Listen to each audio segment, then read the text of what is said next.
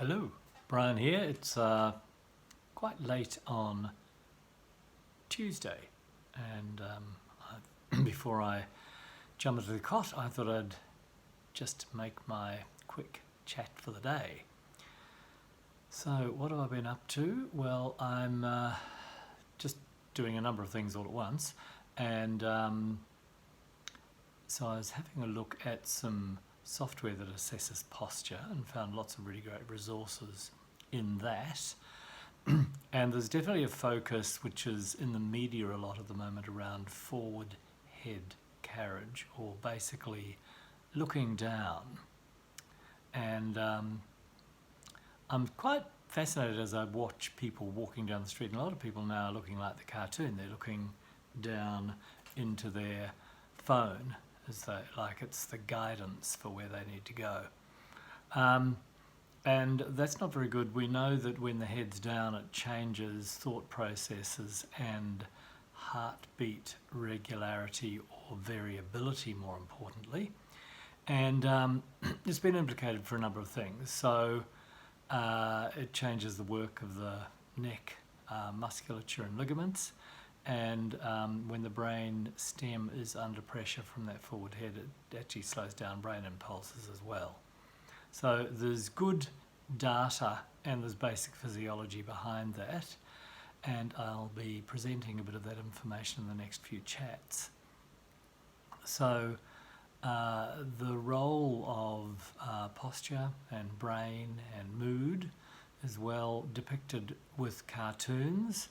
If you depict how a Captain Hero stands rather than the depressed carpet steering Lunig, a cartoon character in the Sydney Morning Herald, you'll see that how you carry yourself is really important, and it affects how other people interact with you. There's good studies that look at that actually show that when you're slouchy and looking down, you don't feel your best, and people actually treat you as not so much in charge of your life. So really intriguing to observe how posture affects how we move and how we think and how we behave and how our heart beats and how we breathe.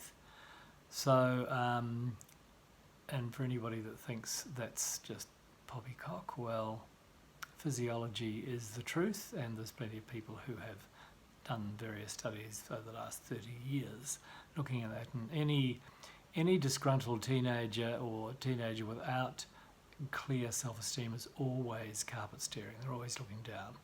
And as an individual feels more confident, we tend to lift our head and look up. So there's definitely a relationship observed and researched around posture and mood.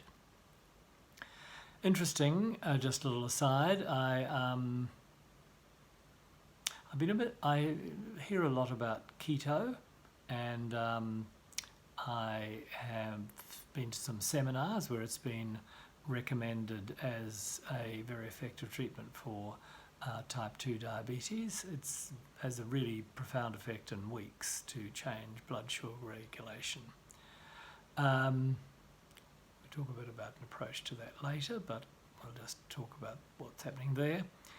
So I thought I would try it and see how easy it is to follow it as a routine, and what effects it had. So on day 3, I started Monday.